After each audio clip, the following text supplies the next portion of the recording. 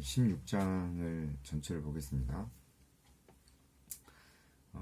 아브라함의 아내 사레는 출산하지 못하였고 그에게 한 여종이 있으니 애굽 사람이요 이름은 하갈이라. 여기서 그 여종이라는 그 뜻이 쉬프하라는 그런 단어가 쓰였습니다.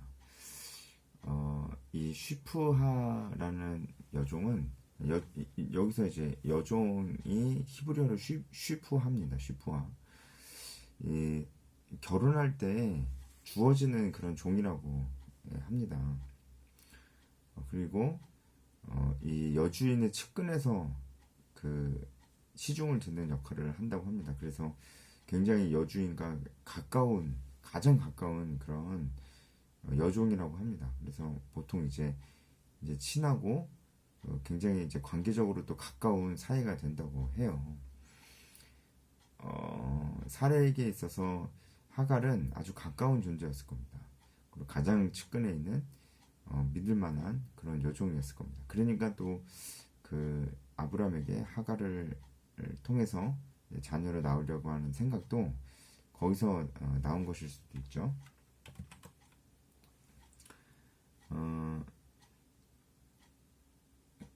그렇습니다.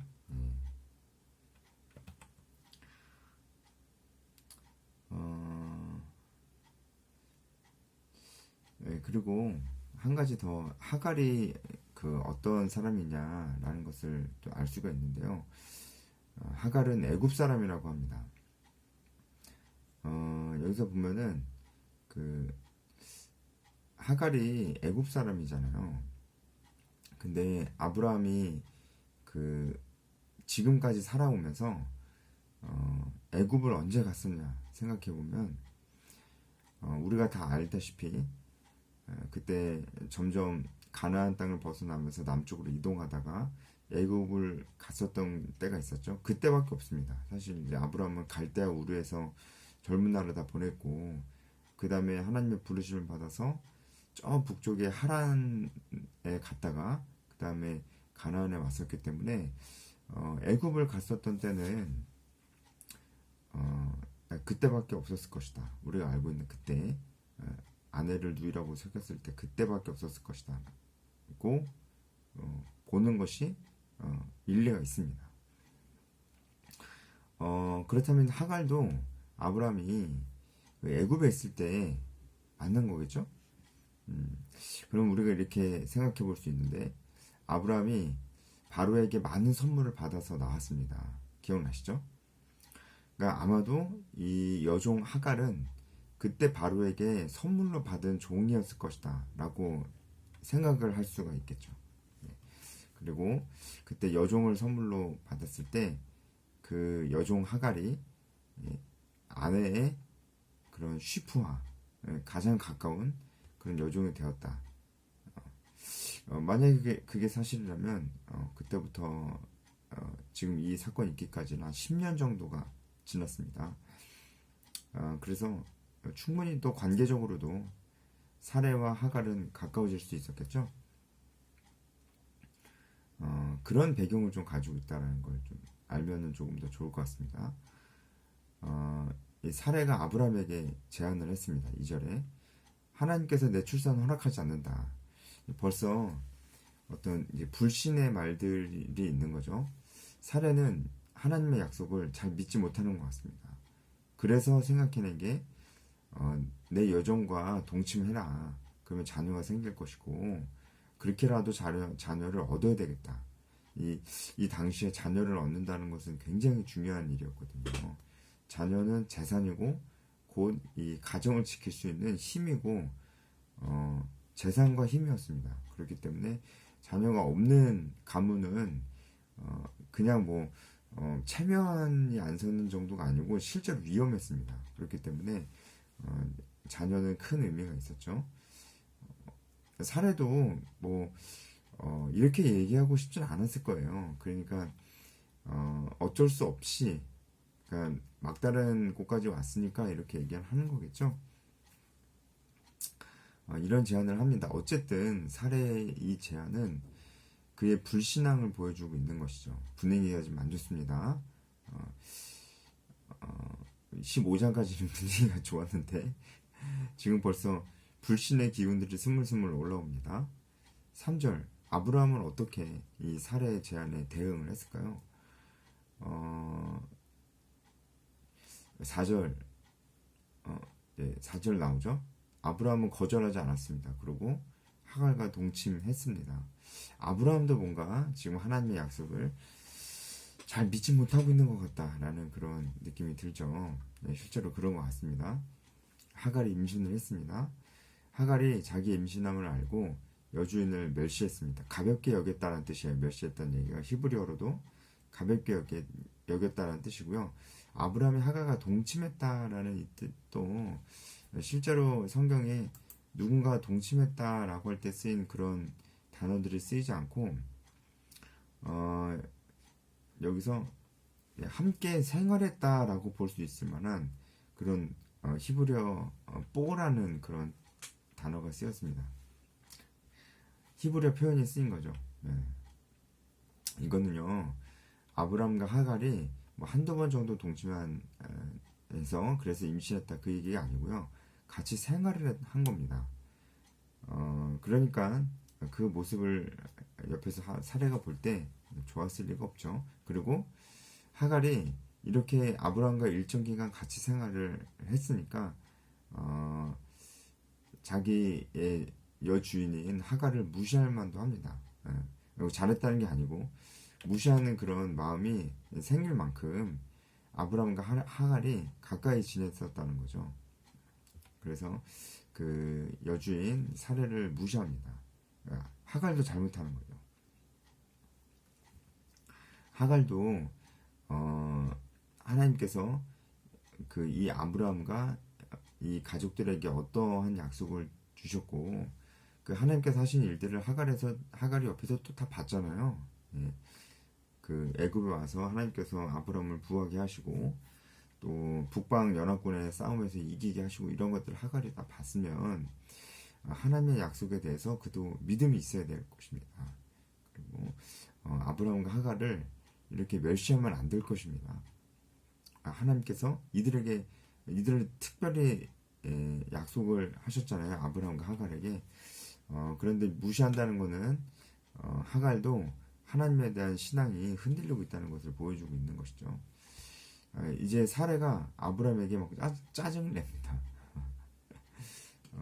내가 아니라 당신이 모욕을 받아야 된다. 사례는 지금 책임을 아브람에게 전가시키고 있는 거예요. 당신 때문이다 라는 거죠. 뭐 어디서 많이 보지 않았습니까? 선악과 사건에서 많이 봤죠. 그렇게 책임을 아브람에게 떠넘기고 있는 것을 좀 볼 수가 있습니다.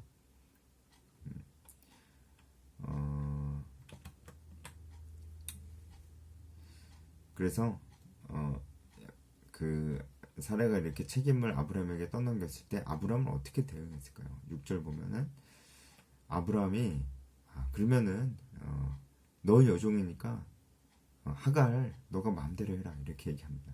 아브람도 그 책임을 사례에게 떠넘기는 겁니다. 본인이 가장이고 본인이 그 매듭을 지어야 될 문제인데 그렇지 않고 또 사례에게 떠넘깁니다. 그래서 결국은 사례가 또 어리석은 행동을 하면서 하갈을 학대했습니다. 그래서 하갈이 결국은 도망쳤습니다. 도망치는 중에 7절에 여호와의 사자를 만났는데 어디서 만났냐면 술길 샘 곁에서 만났습니다. 술길 샘 곁에서 만났습니다. 이 술은 슈르라는 곳입니다. 슈르 성벽이라는 그런 뜻이 있는데 성벽이 있다는 것은 여기 오아시스가 있다는 것이고 도시가 형성이 되어 있는 곳이라는 것입니다. 아무래도 이제 여기는 이 가나안 땅에서 애굽으로 가는 그 길이 도로가 형성되어 있는 곳인 것 같고 오아시스가 있고 도시가 있다는 것은 많은 사람들이 이곳에서 머물고 있고 머물러 간다는 그런 뜻입니다. 그래서 지금 하갈이 이 슈르라는 샘물 곁에 머물게 되었다는 것은 하갈이 지금 애굽으로 가고 있다는 거예요. 애굽 사람이잖아요. 여주인에게 쫓겨나서 이제 자기의 고향 땅으로 가고 있는 중에 이 슈르라는 곳에 잠깐 머물게 됐고, 많은 사람들이 머무는 곳이고 또 오아실 수도 있고 하니까 여기서 머물게 됐다는 것입니다. 이때 여호와의 사자를 만났습니다. 이 여호와의 사자의 정체가 무엇일까? 여러 가지 설명할 수 있지만 가장 학자들이 많이 얘기하는 것은 바로 예수님이다라고 봐요. 여러분 구약에 예수님이 나오는 거 몰랐죠? 여기 말고도 많이 나옵니다. 바로 성육신하시기 전에 삼위일체 하나님 제2위의 위격이신 성자 하나님이시죠. 성자 하나님이 나타나신 것입니다. 그래서 여러 가지로 설명할 수 있지만 그게 맞는 설명이다. 여러분 그렇게 생각하시면 됩니다. 그래서 구약에 이렇게 성육신하시기 전에 그리스도의 모습이 많이 나와요. 이 여호와의 사자가 하갈을 만났고 하갈에게 이렇게 얘기합니다. 9절에 다시 돌아가라 이렇게 얘기를 합니다. 그리고 하갈에게 약속을 하시는데 그 자손이 번성하게 될 것이다라는 약속을 하십니다. 그러니까 이 약속이 하나님께서 아브라함에게 하신 약속하고는 조금 다릅니다. 왜냐하면 하나님께서 아브라함에게 약속하실 때는 복의 근원이 될 것이다. 그러니까 너는 복이 될지라 이렇게 말씀하시고 너로 인해서 많은 사람들이 복을 받을 것이다. 이것은 영적인 복을 얘기하는 거잖아요. 이런 약속이 하갈에게는 없습니다. 그냥 자손이 많아질 거다라고 말씀하셨죠. 그리고 그건 실제로 그렇게 됐죠. 그리고 그 이름을 이스마엘이라고 했습니다. 이스마엘은 하나님께서 들으셨다라는 그런 뜻입니다. 하갈이 고통 중에 있을 때 하나님께서 그 하갈의 고통을 들으셨다라는 그런 신앙의 고백이 있는 거죠. 하나님께서 말씀하시기를 이 이스마엘은 들나귀 같이 될 것이며 모든 형제와 대항해서 살 것이다. 실제로 이 이스마엘의 후손들은 이렇게 되었습니다. 그래서 아라비아인과 사라센인의 조상이 되었다고 합니다. 이스마엘이요. 그리고 이들은 말이나 약대를 타고 이동하는 생활을 하면서 정착민을 습격하기도 하는 그런 호전적인 면모를 보였다고 합니다. 실제로 이 예언들이 그대로 이루어진 것이죠. 하갈이 이제 하나님 말씀을 듣고 그대로 순종해서 다시 돌아갔습니다. 그 전에 이제 13절에 내가 어떻게 여기서 나를 살피신 하나님을 배웠는고 이렇게 얘기를 하는데 이 말이 여러 가지로 좀 해석이 될 수 있는데 여기서 이는 내가 어떻게 여기서 나를 살피신 하나님을 배웠는고 뒷모습만 보여주신 하나님의 은혜에 대해 감격하는 그런 표현일 수 있습니다. 여기서 뒷모습이라는 그런 히브리어 단어가 나오거든요. 그러니까 하나님께서 하갈에게 나타나시는데 뒷모습만 보여주시는 형태로 나타나실 수도 있습니다. 왜냐하면 하나님을 본 자는 죽기 때문입니다. 그래서 그런 하나님 어쨌든 하나님이 나타나셨다는 것에 대해서 감격하며 감사하는 것이다. 그렇게 볼 수 있습니다. 그래서 거기서 그 샘을 부엘라 헤로이라고 이렇게 불렀습니다. 나를 보시는 살아계신 하나님의 우물이라는 뜻입니다. 그러니까 고통 가운데 있을 때 하나님이 나를 보시는구나, 나를 들으셨구나 이렇게 고백을 했잖아요. 그래서 이 샘물 이름도 나를 살피시는 하나님이라는 뜻으로 이렇게 지었다는 겁니다. 그래서 하갈이 이제 감격을 했고요. 그리고 아브라함에게 다시 돌아가서 아브라함에게도 얘기했고 하갈에게도 다시 돌아갔습니다. 이 일이 있을 때가 아브라함의 86세였더라. 그러니까 10년 정도 지난 거죠. 이제 하란을 떠난 지 한 10년 정도 지난 것입니다. 여러분 이 말씀을 쭉 보면서 어떤 생각이 좀 드시나요? 사실 여기에 등장하는 사람이 세 사람인데 아브라함과 사레와 하갈 세 명 다 잘못하고 있습니다. 세 명 다 하나님의 약속을 믿지 못하고 자기 마음대로 행동하고 있고 그러면서도 스스로 불행을 자초하고 있는, 하나님의 약속과 멀어지면서 스스로 불행과 어떤 분쟁과 어떤 그런 갈등을 스스로 자초하고 있는 것들을 좀 볼 수가 있습니다. 여러분, 그럼 이런 상황에서 아브라함과 사레와 하갈은 어떻게 해야 됐을까요? 하나님의 약속을 의지하고 자기 자신을 돌아봐야죠. 아, 내가 이 약속을 의지하지 않고 있구나. 이런 생각을 해야 되는 것이죠. 그런데 이 분쟁과 갈등과 어려움 속에서도 하나님 약속을 의지하지 않았어요. 믿지를 않았어요. 그러니까 더욱더 상황은 심각해져만 갔습니다. 근데 이 모든 상황을 다 해결하시고 정리하신 분이 누구십니까? 결국 하나님이 직접 나타나셔서 모든 상황을 다 정리하시고 해결하셨어요. 하갈도 사례에게 다시 보내시고. 하나님이 왜 하나님 이러실 필요 없잖아요. 지금 잘못한 게 있다면 아브라함, 사례, 하갈이 잘못하고 있는 건데, 그래서 이 파탄이 났는데 하나님께서 그것을 다 수습해 주십니다. 우리는 때로는 하나님이 굉장히 이제 그 나는 용서하지 않으실 거야, 이렇게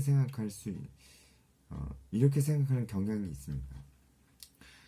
절대 그렇지 않습니다. 하나님은 우리를 용서하시고 또 용서하시는 분이시고, 우리 믿는 자들에게는 이미 예수 그리스도의 피로 모든 죄를 이미 다 용서하셨어요. 그러니까 우리가 솔직한 마음으로 하나님께 나아가지 못할 이유가 진짜 없는 것입니다. 어떨 때는 또 그것이 너무 지나쳐서 몰래도 하나님께서 다 봐주실 거라 이렇게 생각하는 경우도 있습니다. 물론 하나님께서 우리의 모든 죄를 이미 용서하셨지만 그렇다고 우리가 마음대로 살아도 되냐? 그건 아니죠. 하나님이 이토록 우리를 붙들어 주시는데 우리가 마음대로 살 수 있습니까? 그러니까 지금 하갈을 통해서 아브라함이 여호와의 사자가 나타나서 이 모든 일들을 다 해결해 주셨다는 얘기를 들었을 때 아브라함은 어떤 생각을 했을까요? 일단 부끄러워야죠. 자기가 그 믿음에서 흔들렸잖아요. 근데 하나님은 또 도와주셨잖아요. 애굽에서의 일이 또 생각났을 수 있습니다. 내가 이번에도 흔들렸는데 하나님이 또 다 수습해 주셨구나. 그러면은 이제는 흔들리지 말아야죠. 이제 우리도 그렇습니다. 내가 이렇게 죄인인데 하나님이 이걸 다 용서해 주셨구나. 그러면 어떻게 해야 돼요? 그렇게 살지 말아야죠. 예. 참 저도 반성을 하면서 이 말씀을 드리는 겁니다. 저도 반성할 게 참 많습니다. 예, 그렇게 살지 말아야죠. 하나님 약속을 붙들어야죠. 말씀을 붙들어야죠. 근데 아브라함은 결국 17장에 또 그러지 못한 모습을 또 보여주거든요. 이게 우리입니다. 이게 아브라함이 우리의 모습이에요. 예. 그래서 우리는 다시금 우리를 반성하면서 하나님의 약속을 붙들고 우리가 하나님께서 주신 사명, 복음을 전하고 제자를 전한 그 사명을 향하여서 나가야 된다는 그런 결심을 또 하게 만드는 구절이 아닐 수가 없습니다. 그러니까 좀 복음을 전하고 제자를 삼으려고 해야 하나님을 의지해야 되는구나, 이런 생각을 좀 하거든요. 그러니까 우리가 그렇게 좀 삽시다. 네, 오늘 여기까지 하겠습니다.